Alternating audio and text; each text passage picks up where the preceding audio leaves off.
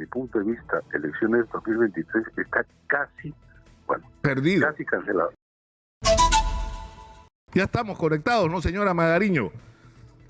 Con Fernando Tuesta Soldevilla, especialista, politólogo y jefe de la OMP y especialista en temas electorales. Fernando, muy buenos días.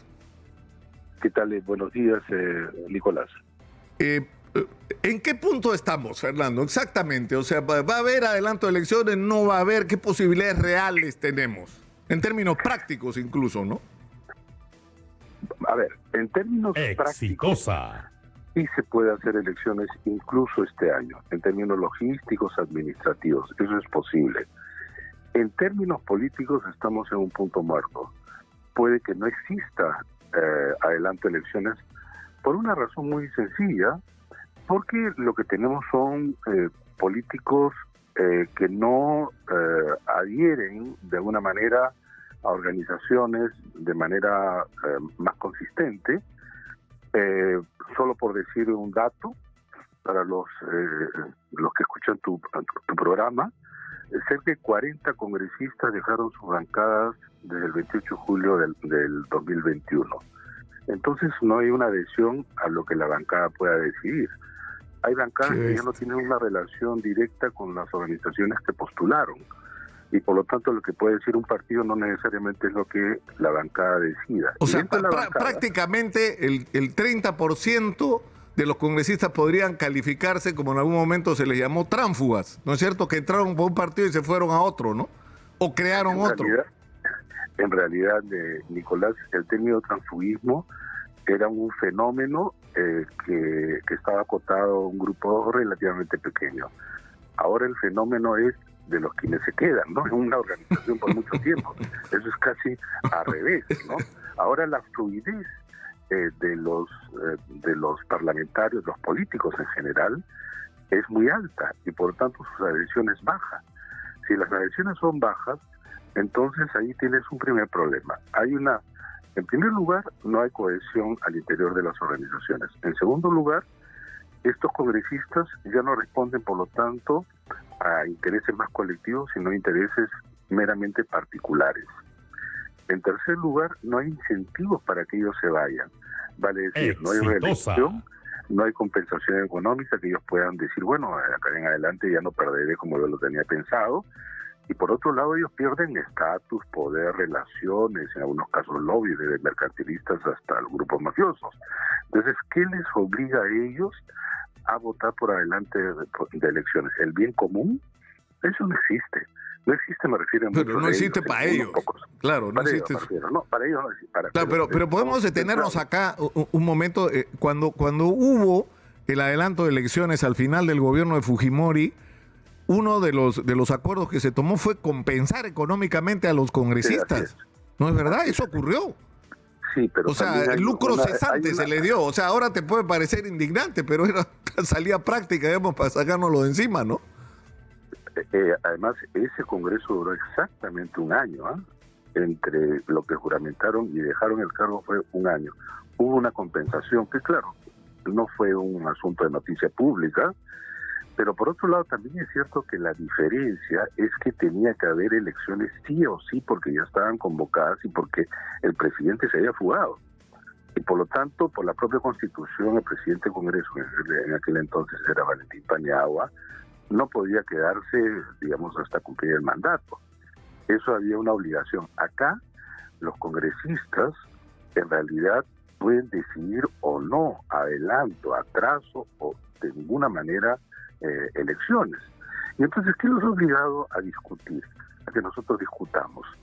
Por la presión externa, no debido a ellos. Se está hablando de adelanto de elecciones, recuérdalo, Nicolás, desde el gobierno de Castillo. Claro. Y Castillo decía que no iba a renunciar, y los congresistas se hacían de costado diciendo que el problema es el presidente. Hoy día están exactamente lo mismo. Salvo contados congresistas y diversas bancadas, pero muy pocos, en realidad no quieren que exista adelanto de elecciones. Lo que pasa es que Renovación Popular y congresista Montoya es quizá los más sinceros, que dicen que ellos se van a quedar sin ningún problema y que es inconstitucional, y lo dicen abiertamente. Los otros No lo dicen así, pero plantean tales condiciones que hacen inviable llegar a 87 votos para reformar la Constitución en relación a las disposiciones transitorias. Por lo tanto, en mi punto de vista, elecciones 2023 está casi, perdido. Casi cancelado. ¿Y por qué digo casi? Porque la otra posibilidad es la renuncia de la presidenta Dina Boluarte. Si eso es así, se debe convocar de manera inmediata y hay tiempo todavía, sacrificando ciertamente algunas cosas, pero a otras que son, digamos, de un objetivo mayor, que es que las elecciones, Nicolás, en todo el mundo, elecciones me refiero bien organizadas y con todos los derechos, constituyen el canal institucional para salir de la crisis. Esto resuelve los problemas del país de ninguna manera, pero se sale de la crisis porque siempre hay una oportunidad y está en nosotros, reconstruir los órganos representativos. En todas partes es así. En los países de sistemas parlamentarios, el adelanto de elecciones está asociado a un tema de crisis. Acá se rasgan las vestiduras, ¿no? Acá se rasgan las vestiduras, pero sin embargo tenemos una cantidad enorme de mecanismos parlamentarios que no tienen otros países, la disolución del Congreso, el propio Consejo de Ministros, la figura de la censura de gabinete, son mecanismos parlamentarios. Pero en los mecanismos parlamentarios también existe el adelanto de elecciones para solucionar la crisis. Desde el punto de vista, entonces, no hay incentivos para ellos para que se vayan. Ellos sienten que pierden todo. Por el lado del gobierno, si la presidenta Dina Boluarte el 7 de diciembre, en el momento que juramenta, dice: nosotros nos vamos a constituir en un gobierno de transición y nuestro objetivo casi único es allanar el camino para elecciones limpias, transparentes, ese es mi encargo, y entrego al gobierno, al Parlamento de la República, este paquete de medidas, esto se allanaba. La presidenta, sin embargo, consideró que su ubicación no era de presidenta de un gobierno de transición, sino ella misma lo planteó como un gobierno que complementaba el mandato hasta el 2026. Y el Congreso se dio, obviamente, en la misma sintonía.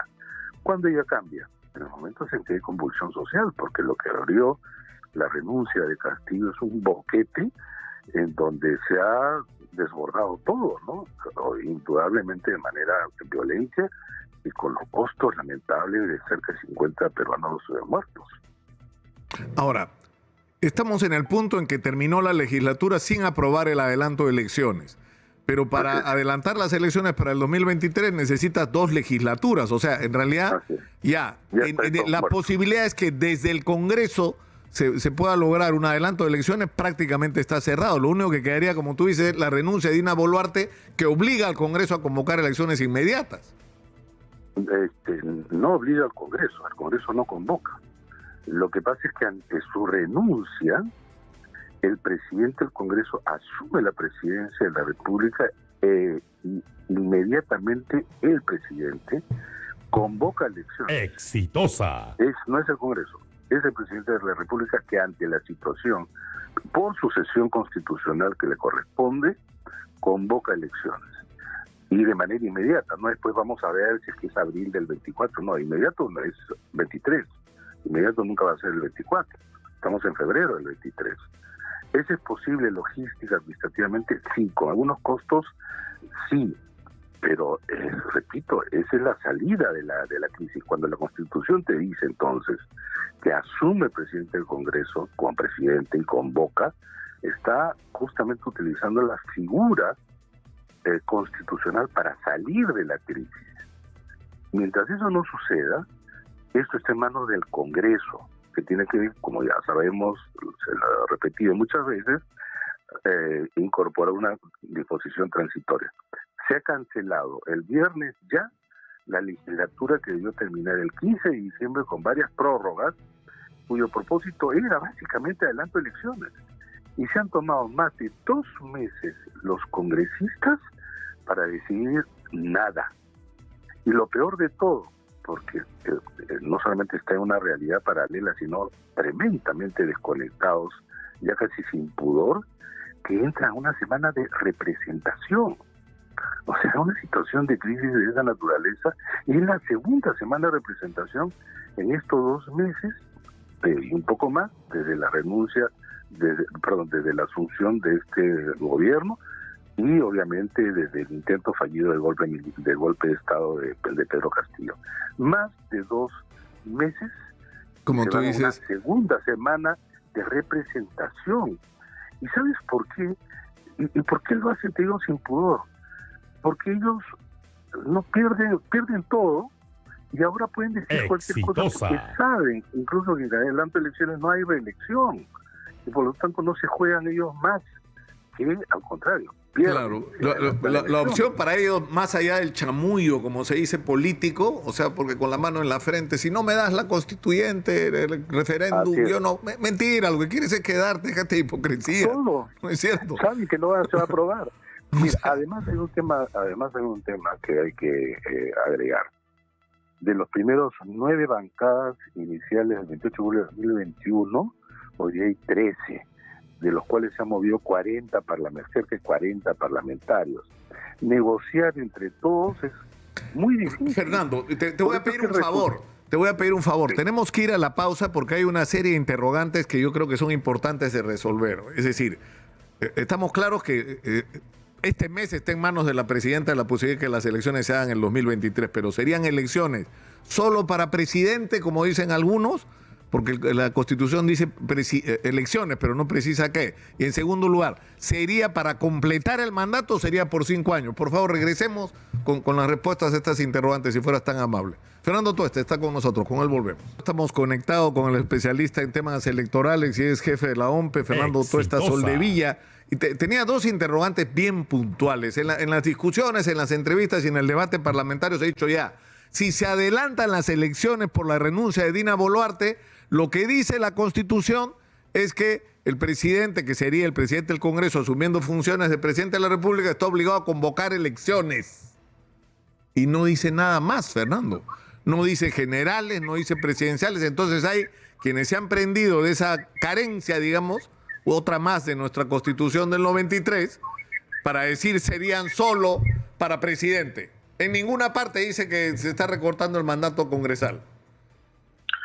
Mira, Nicolás, bueno, siempre tú sabes, y la experiencia de estos últimos años, siempre hay un constitucionalista que va a decir sí o no, y evidentemente ahí puede ser un tema de discusión. Solo agrego lo siguiente. En el caso de disolución del Congreso, la Constitución sí señala de manera explícita que se convoca elecciones parlamentarias para cumplir el mandato. Eso es lo que dice. Efectivamente, en el otro caso, no, pero puede haber la interpretación de que se asume que son elecciones generales de ambos órganos. ¿Y por qué sería así? En el Perú, desde el inicio de la República hasta la Constitución de 1920 con Leguía, había elecciones separadas. Incluso había renovaciones parciales en el Parlamento, con el Parlamento en relación a las elecciones presidenciales.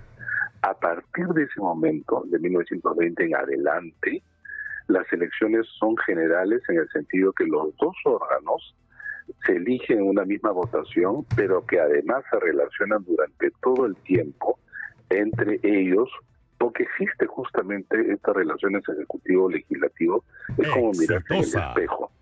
Vamos a suponer entonces, para que el público nos entienda, que al plantear esto lo que tú dices, que algunos así señalan, ¿qué ocurriría?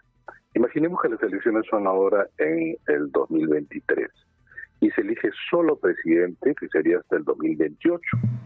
Y entonces el Parlamento seguiría actuando hasta el 2026 y su próxima renovación sería el 31. Vale decir, siempre en adelante entonces habría elecciones que no coinciden en el tiempo. Y eso no es posible, porque como repito, de 1920 y la Constitución también del 79 y la del 93, estructuran las relaciones entre los poderes que se miren entre ellos, salvo el caso excepcional de la disolución, que incluso completa el mandato, porque no dice, hay elecciones parlamentarias y cumplen 5 años los siguientes, no. Entonces, esto es así, además, porque, repito, estamos en un caso de una figura que resuelve la crisis. Nosotros somos uno de los pocos países, Nicolás, que tiene hasta 2 vicepresidentes. En muchos países es un solo vicepresidente. En la figura ahora del vicepresidente del 2016 en adelante adquirió una connotación enorme. El vicepresidente en el Perú normalmente era una suerte de suplente a la espera de ingresar al campo y en la mayoría de las veces no lo hacía. Es por eso que incluso no tenía despacho, no tenía funciones, pero resulta que en 2016 la figura del vicepresidente adquirió una enorme significación. Y entonces, cuando el presidente por alguna razón sale del cargo, viene el primer vicepresidente, sale del cargo, viene el segundo vicepresidente, y recién ahí el presidente del Congreso decir, has tenido que pasar por todo del 2016 en realidad tú entras de vicepresidente en el Perú y tienes que empezar a hacer calentamiento y estar listo. Eso, exactamente. ¿Tú crees que Dina Boluarte no pensaba que ella iba a asumir el cargo tarde o temprano? Pues yo estoy seguro que sí, como lo pensó Vizcarra en relación a PPK. Ahora, la otra pregunta es, o sea, tú dices, porque digamos, el argumento de quienes lo que dicen es que si el presidente es vacado, el presidente renuncia y se crea esta crisis, es una crisis del mandato presidencial y la Constitución establece un mecanismo para reemplazar al presidente. Ahora, la verdad es que una vez más la Constitución es ambigua, no es explícita, no está completa, ¿no es cierto?, en sus formulaciones. Sí, ahora sí, tú dices, no está completa en muchas cosas, ¿ah? Claro, por ejemplo, ahora, pero la otra, pero la otra pregunta es, si se adelanta las elecciones, ¿sería un mandato hasta el 2026 o sería por 5 años? En principio por 5 años, si hay elecciones generales, es por 5 años. En ningún caso es para completar mandato, salvo que el propio Congreso modifique la Constitución y en una transitoria diga que en esta oportunidad es para hasta el 2026. Eso lo podría hacer. En realidad, Nicolás, las constituciones, si bien tienen una cierta garantía de no modificarse, digamos, con facilidad, tampoco están escritas sobre piedra. O sea, las constituciones no pueden estar por encima de una realidad que requiere salidas políticas. Todo lo que estamos discutiendo, claro, todo se puede hacer, o sea, digamos todo se puede hacer si es que hay voluntad política, que es lo que no hay. Lo que no hay. Ahora, también es cierto que si miramos por un momento, ¿no? El camino que hay que recorrer es complicado, porque es un camino donde hay que reconstruir, donde sea posible reconstruir los partidos y generar nuevas agrupaciones políticas. Y el tiempo es muy corto para eso. Ahora, el problema es que, mirado desde esa perspectiva, lo ideal sería tener más tiempo. El problema es que tiene 50 muertos en el medio. O sea, ese es el problema. Yo creo que si no tuviera 50 muertos en el medio, la discusión de los tiempos sería otra. Pero ¿cómo haces para convencer a los puneños de que se olviden por un rato que murieron 17 personas que yo insisto no debieron morir? Pero en fin, eso es tema aparte, ¿no? Y en ninguna parte. El tema, tú bien lo has dicho, Nicolás, antes del intento fallido de golpe de Pedro Castillo, hemos hablado de adelanto de elecciones mucho tiempo. Y allí se decía, la condición es que existan reformas, porque con las mismas reglas y el mismo repertorio, no tiene por qué salir algo tanto distinto, ¿no? Pero ahí había un cierto tiempo que tú podías manejarse. Con el fallido intento de golpe y este gobierno de Dina Boluarte le ha agregado problemas mayúsculos que hacen de imperiosa necesidad justamente salidas de la crisis. ¿Cuáles son las salidas políticas? No digo sociales, económicas, políticas de la crisis, aparte de las elecciones. Que se junten los partidos y hablen, pues los partidos están desprestigiados. Que las bancadas se pongan de acuerdo, pues se van a poner de acuerdo porque, como hemos dicho en la primera parte de la entrevista, no existe cohesión, sino división, representaciones individuales, fraccionamiento, es casi imposible. Tercero, que cambie el gabinete, los gabinetes han cambiado en el Perú y eso Claro. no ha llevado a una solución de la crisis. Que la Presidenta de la República diga a partir de ese momento no solamente reconozco que hubieron errores y mi duelo es con aquellos muertos que no deben existir de ninguna manera, pero van a haber responsables que nosotros vamos a, pero de manera real, eso tampoco ahora ya es insuficiente, Su renuncia y que obligue a elecciones adelantadas es el único camino institucional. Ojo, si es que no se hacen estas cosas, efectivamente las protestas pueden descender como que han descendido, pero van a desaparecer. Lo que se ha creado son mayores problemas. Hay efectivamente más de 50 muertos que han abierto heridas de un país fracturado como el nuestro, que tiene sus raíces también históricas del 2016 y un cúmulo de problemas que un gobierno tan débil y un parlamento tan desprestigiado, es difícil pensarlo hasta el 2026. Y los perjudicados van a ser todos los peruanos. Bueno, pero en conclusión, y para terminar, Fernando, la única posibilidad realista de que haya elecciones el 2023 es que Dina Boluarte renuncie, y Dina Boluarte no va a renunciar a menos que pase algo excepcional en el camino. O sea que, como dicen en los aviones, amárrense los cinturones porque entramos en turbulencia o seguimos en turbulencia. Más o menos es el resumen. Fernando, te agradezco mucho. ¿Qué va a hacer entonces? Ahí se van a quedar todos hasta ahora. Bueno, así estamos. Bienvenido al Perú. Un abrazo, Fernando. Muchas gracias. Muy buenos días.